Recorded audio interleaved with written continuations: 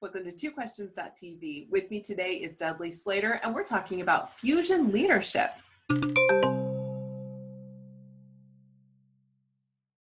Welcome to TwoQuestions.tv. I'm Susan Baroncini-Moe.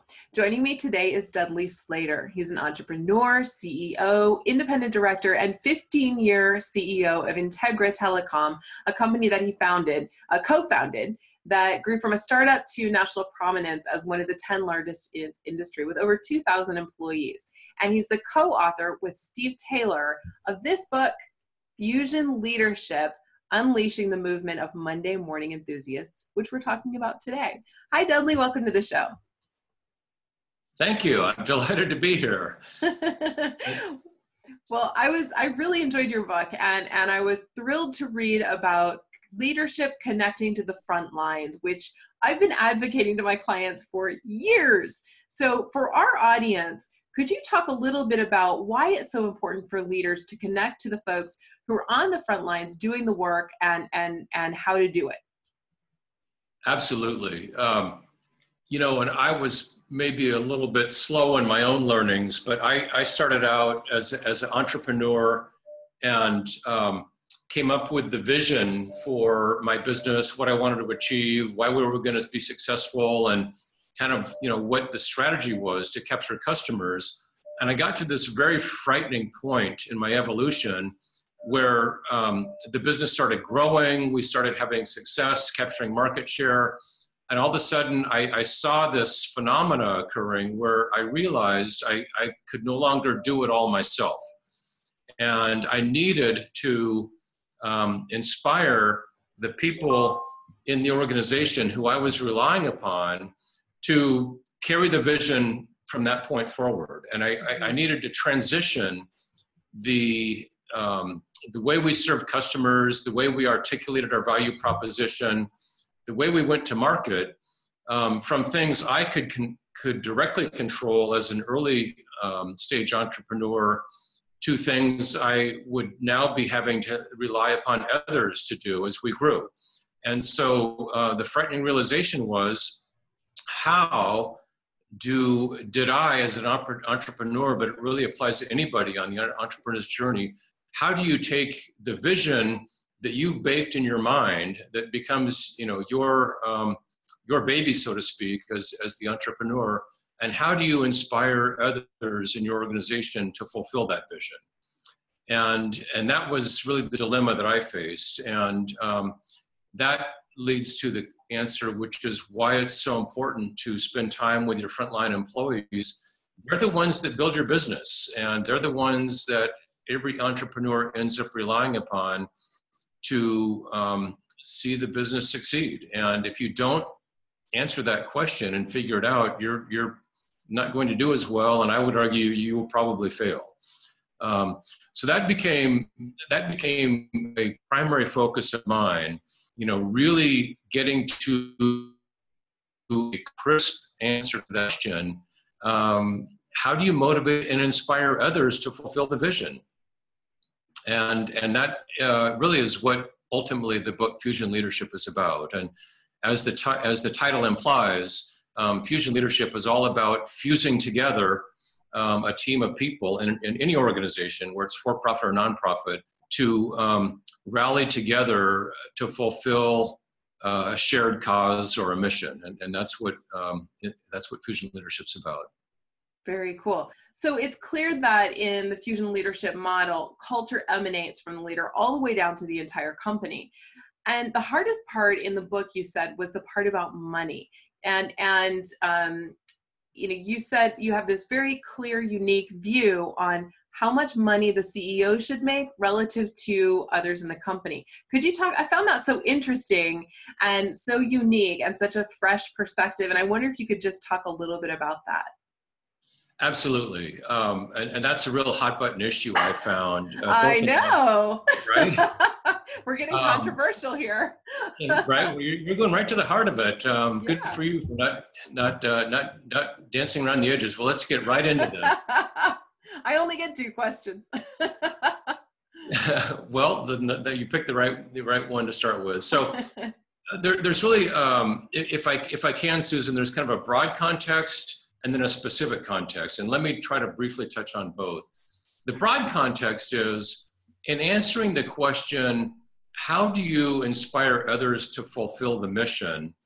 I found that the biggest obstacle to achieving that is the fact that we're all human beings, and it's very tempting when all of a sudden you're in a position of power and influence, as entrepreneurs find themselves, as their business grows and wealth starts accumulating, power starts growing, as you hire more people, you capture market share, all of a sudden the entrepreneur finds themselves dealing with questions around wealth and power. And I found that the single most alienating thing a leader can do to drive people away from the vision is to make the mistake of letting their own self-interests start governing their daily behaviors. And those self-interests can creep up in a lot of places. They can creep up in compensation. How much do you pay yourself versus how much do you pay others in the organization? They can creep up in your where you asked your initial introductory question, which is, where do you spend your time? How do you prioritize frontline workers? And do you actually spend time with frontline workers, or do you spend time with other executives and your investors and Wall Street analysts and these people? It can creep into the question, how do you conduct meetings? As the CEO or the leader, do you use meetings simply to show how brilliant you are?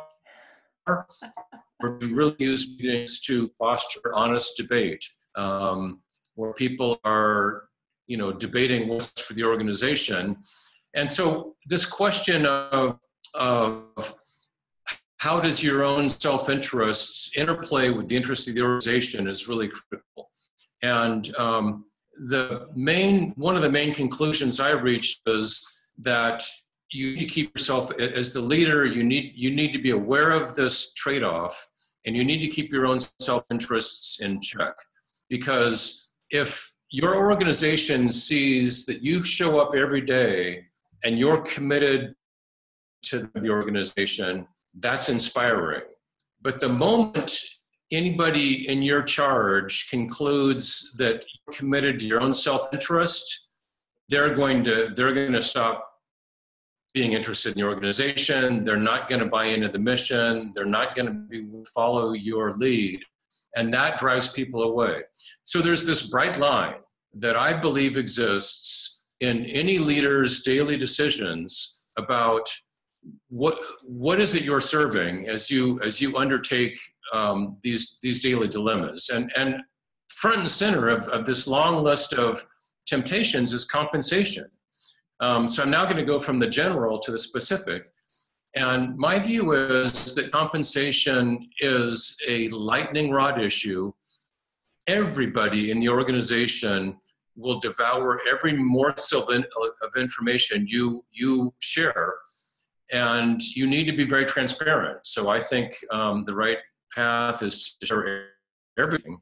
And so I think as the leader, you need to make a decision on how much you pay yourself versus how much you pay others. And I chose, to get to your specific question, I chose a route where I felt it was important that the amount I paid myself not be obscenely greater than the amount I paid other people. Because I felt like if I made the decision to pay myself 2-3 times more than anyone else, which I could have, that would communicate I don't value other people. I don't value their contributions as anywhere near as much as I value my own, and that I was setting myself up to become obscenely, wealthier or much more financially successful or much more financially rewarded than anyone else. And I felt that would drive a wedge between myself and others. And to me, it was much more important to have the strong, legitimate, and sincere support of everyone in the organization. And I ultimately concluded that I'd rather have a smaller piece of a bigger pie, and than a bigger piece of a smaller pie, to borrow from that metaphor, and that by building a culture where everybody felt engaged, everybody felt the opportunity to share in the rewards, we would build a stronger, more vibrant, and much more successful organization. And I felt I would end up being financially better off that way. And I believe that proved to be true. So in my deliberations around the question of how much to pay myself versus how much to pay others, I came down on the side of that decision where I did not want compensation to be any sort of a wedge between me and my team. And I had a fairly flat compensation structure. I distributed equity deep into the organization, and I was very transparent about how much I made in salary and bonus and equity, and most everybody on my team saw it. They knew about it. They understood it. And I think it successfully communicated the message that we were in this together. And I think for us, it resulted in a higher degree of buy-in, much more commitment to the mission of the organization, and ultimately better execution. And in the long run, it created more value for me. Mm-hmm. And Susan, if I could just say one more thing. Sure. As long as I'm not asking you a question, you're allowed. Thank you. So I'll barge in and continue. I just want to say to you and your listeners, I'm a proud capitalist. I have no misgivings about entrepreneurs becoming wealthy, about people who work hard and take ownership and the work they do, creating wealth for themselves and others, and I have no problem with that. I personally think that you can be a proud capitalist like I am and share the wealth, and that by doing that, you create a stronger, more cohesive team, mm-hmm. and that results in better execution and ultimately more wealth for everyone. So I'm not advocating this compensation philosophy from a political perspective of some sort of shared wealth model. I'm advocating it from a capitalist perspective, that I think this creates more wealth to be spread around. I think that makes a lot of sense, and I'm glad that you clarified that. I think that helps, because I was kind of wondering about some of that. And anecdotally, what you're saying makes so much sense. 17 years ago, when I made the decision to go out on my own and start my own company, I was working for a company that was owned by a guy, and every month he would, most months he would come in to our company-wide meeting, and he would tell us about, St. Bart's and the yacht and the private plane.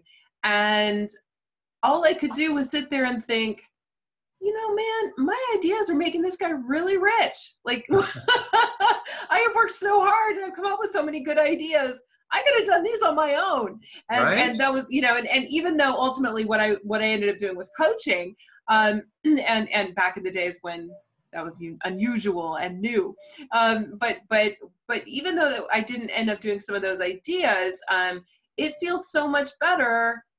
I think this idea that, like, I who knows, if I had been working in a company where there was that kind of transparency and that kind of flat structure, where I didn't feel like I'm making this guy rich, and I felt like I'm making us all rich, that's a different feeling, a more engaged feeling, and a feeling where you benefit from the efforts of your labor. And I think this whole model of fusion leadership is really compelling, because the idea that, the connection between the top level and the front line, so important, and something I'm constantly encouraging my clients to engage in, because you can't make decisions at the top if you don't understand how the front lines work and what their needs are, what their concerns are. And if you are separating yourself so much, it just becomes more and more difficult to lead and engage. So I loved your book. I thought it was great. Well, Susan, thank you for sharing that story. I'm delighted to hear it, and it really does validate my own observations. And these came from my journey in building a business And, you know, I got to a point in this process where I thought, you know, I may not have figured this all out. And while I had my own learnings and successes and failures, I took this on the road as well. And I met with 8 other leaders and asked them how they thought about these questions. And I was, much like you're sharing with me now, I was delighted to hear that this is a common thought that many people go through is how do you create this kind of environment, and what are the ramifications that result from these decisions you make on pay scale and rewards. And so your story resonates very well with everything I've experienced, and I think it's a hugely important issue. Yeah. And you know what, I'll put this into even a more global perspective, because you mentioned it in your organization, and it certainly was big in my organization. I think this is a national and maybe an international issue, because I point to the annual poll released by the Gallup organization that sadly concludes that some 70% of Americans are not engaged in their work. Right? Isn't that pathetic? It's so sad. It's so sad. And I think about, well, what's the impact of 70% of Americans not being engaged? And we're grossly underachieving as a society. Right. And, you know, we worry about, you know, feeding the hungry. We worry about new sources of clean energy. We worry about global warming.